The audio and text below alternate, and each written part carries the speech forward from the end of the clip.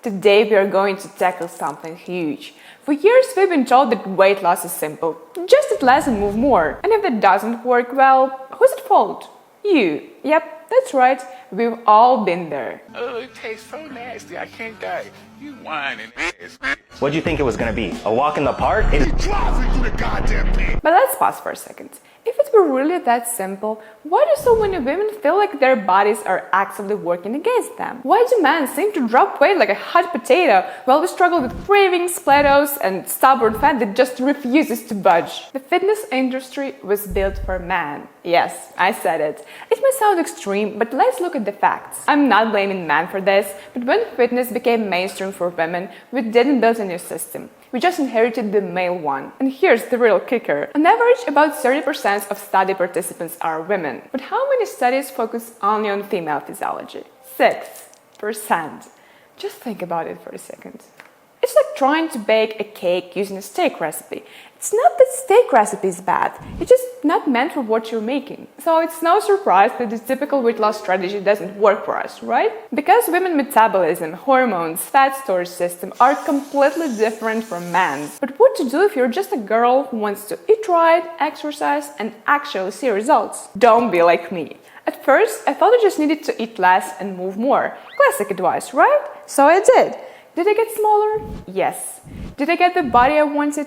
Absolutely not. I was soft, weak, and stuck in that skinny fat phase where I just feel meh. So I thought, okay, maybe I need to build some muscle. That time, I was going to do everything right. I read every single study on muscle gain. I bought a food scale and started measuring my portions like I was working in a Michelin-starred kitchen. And after all that, I didn't get the results I expected. In fact, what happened next totally caught me off guard, but I'll come back to that. So don't repeat my mistakes. Find out what really works for your body. Spoiler alert, there is no just add a spoon of this to lose 50 pounds or 5 minutes abs miracle. I will explain the integrated approach. What are the differences between our bodies and how to change this typical weight loss program so it will be perfect for women. I figured it out a few years ago. Instead of helping everyone with everything, I doubled down on understanding the female body. Alright, let's get into it. Can you guess the biggest difference between men and women? Right, we are designed to give birth, and it comes with some minor inconveniences. Imagine life thousands of years ago. A man is running through the forest for days, hunting prey, full of energy, no big deal. But woman's life is not as rosy. She is dealing with her period, lying in the bushes, covered in blood and exhausted. Or she's taking care of this tiny screaming human who refuses to eat these roots. Or it's even worse, she's 7 months pregnant, barely able to waddle, there is no food, and this jerk is still out running through forests for days. Admit that having extra fat reserves is not exactly a bad idea in that situation. And that's why women's bodies evolved to hold on to it. Because for thousands of years, the ones who had more fat were the ones who survived. Now, if you thought it was just a human problem, guess what? It's not. Scientists, because they apparently had nothing better to do, decided to put rats on tiny treadmills to see how they burn fat under the stress. And here's what happened. Male rats, fat melted off like butter. Female rats, their bodies went like, haha, nope. In fact, at first they lost some fat, but then, after just 8 weeks, it came right back. Here's what the scientists had to say. We saw both sexes mobilize their metabolism to get the energy they need, said Gina Manny, lead researcher. But they get their energy in different ways. Females do so without drawing much from their fat stores, likely because those are critical to reproductive health. Translation?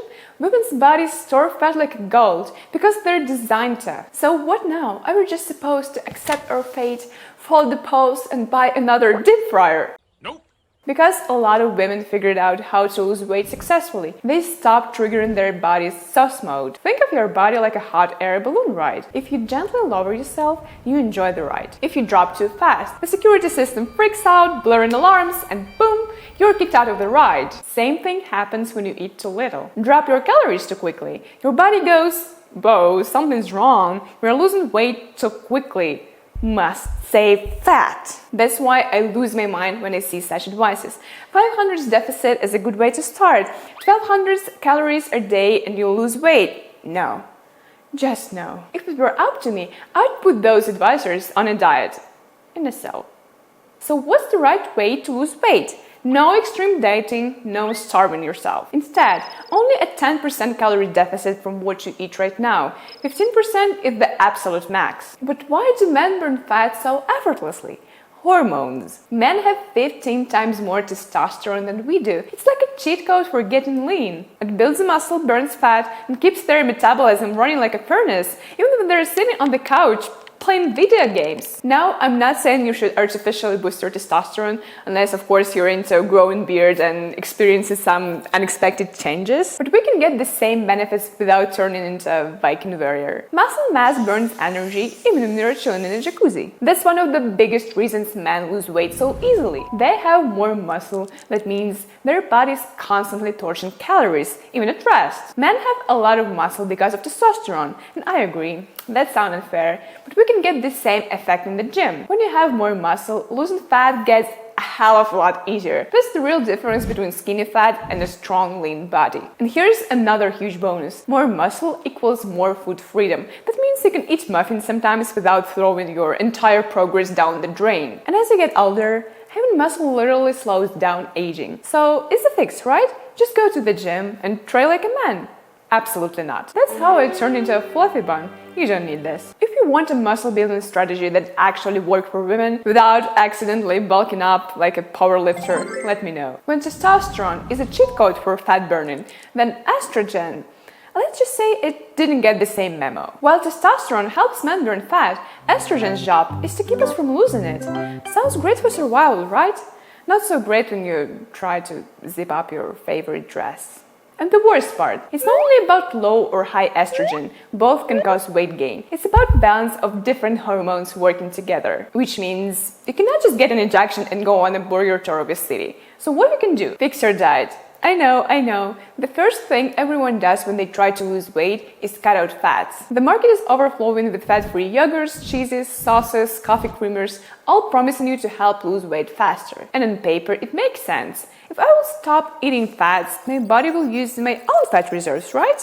Yeah, if you're a man. Cutting fat too low messes up our hormones completely. Instead of losing weight, your body doubles down on storing fat because it thinks you're on survival mode. In fact, researchers show women need more healthy fats in their diet to lose weight successfully. Now, don't get me wrong, I'm not telling you to spread butter on a donut and call it a diet. But if you want to balance your hormones and actually lose weight in the right way, eat more healthy fats, things like fish, eggs, nuts, seeds, and dairy. For most women, that's enough to keep their hormones happy. But if you're one of us, I'll fit into my school jeans by my sister's wedding or die trying, then you probably need to do more. If you've been yo-yo dieting, hitting weight loss plateaus, and pushing as hard as possible, but still not seeing results, you need to fix your estrogen levels. Certain food helps while others sabotage you completely. The good guys, flaxseed, soy products, sesame seeds, and cruciferous vegetables. It's broccoli, cauliflower, Brussels sprouts, kale, and something else.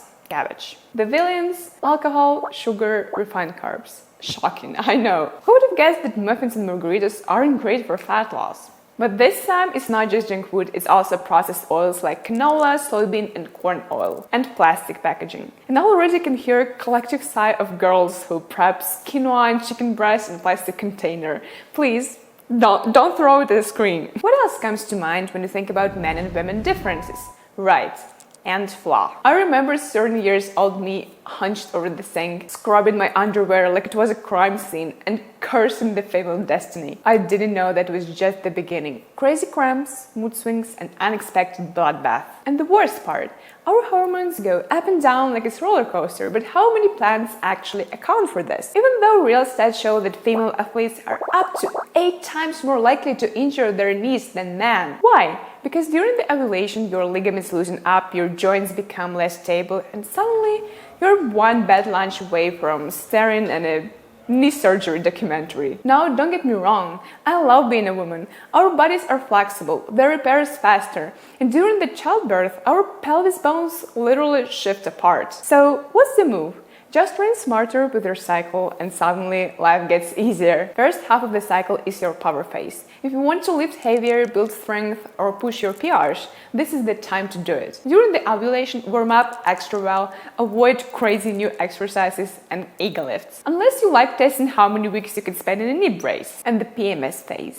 everything hurts. Everything is annoying. And suddenly, that XXL pack of donuts feels like the one who truly understands you. And it's not just in your head. Science backs it up. Hormonal shifts literally increase food cravings. So, how do you not undo the entire month of progress? First, plan for the cravings before they happen. For example, I'm a huge fan of shrimps, which is an excellent source of protein. Little canapes, genius. Other great options are berries, sweet but low cal, jerky, olives and smoked salmon, salty and satisfying, and plain popcorn, crunchy but without the regret. And keep in mind, you're more vulnerable right now.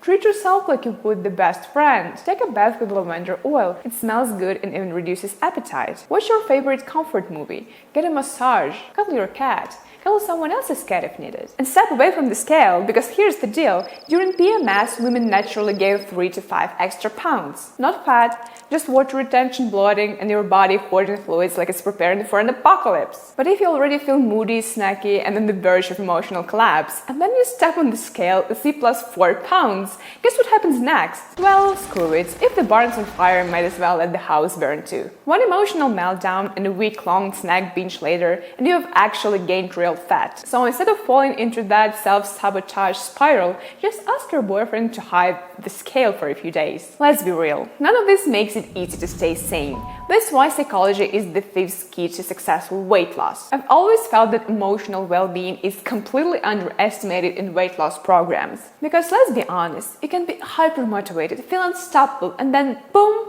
one mood swing later and you're questioning your entire existence. So how do you fix it? There is a lot to unpack here, but let me share 2 of the most effective mindset techniques that completely changed my fitness journey. Most women never realize that they overeat in very specific situations. So let's play detective. Are you eating ice cream straight from the tub at night because you skipped breakfast? Does your boss ruin your day and suddenly you need a croissant the size of your head? Or is it Susan who always insists on ordering a dessert and now you're halfway through a cheesecake you didn't even want? Just start tracking these moments, and in 2 to 3 weeks you'll start seeing the pattern. What's next? Once you know what's triggering you, you can get ahead of it. If it's hunger, fix your meal schedule. If it's stress, find a better stress reliever that doesn't come in a cupcake wrapper. If it's Susan, well, Susan, we need to talk. Joking, kind of. But seriously, just being aware is the half the battle. If you know exactly where your weak spot is, it's so much easier to avoid falling into this. What's the most dangerous moment of any diet? It's not when you're struggling. It's not when you're tired. It's not even when Susan can stop. It's that moment after you're already messed up. Because that's when your brain goes rock and says, well, I've already had 1 cookie, might as well eat 5 more and start fresh on Monday. This is called all or nothing thinking, and this is what destroys most diets. So how do you break it? The only thing you need to do in that moment is to recognize the thought. Literally, stop yourself and say, wait, it isn't me. I actually want to feel good and look amazing. If that doesn't work, challenge your thought with 4 questions. Let's take, for example, I have a bad genetics, I'm doomed to be fat forever. The first question, is it even true? You might think, a lot of my relatives are overweight. Then ask yourself, is that a fact? Do I know this for sure? I'm not a nutritionist, maybe it's not genetics, maybe it's just lifestyle habits. And then, how does this belief influence me? I eat more and feel worse. And the last one, what if I flipped it? What if I believe that I have incredible genetics and I'm going to be in the best shape of my life? Boom! You're strutting down the runway, presenting for Chanel. Of course, you still have to eat well and train smart. But if this mindset was taught to every woman, we wouldn't have so many attempts of losing weight or years of yo-yo dieting. Because losing weight isn't just about food and workouts, it's about how you think. And once you master it, you become unstoppable. And just like that, now you have the key. You know how to work with your body, not against it. You know how to handle stubborn fat, cravings, plateaus, periods, and those random mood swings that make you want to fight a chair. That's enough to get results. But if you want them faster, check the description. Either way, thank you for being here. Thank you for watching. And most importantly, thank you for investing in yourself. And now go and make your body work for you. Stay strong, sparkling star. See you in the next one.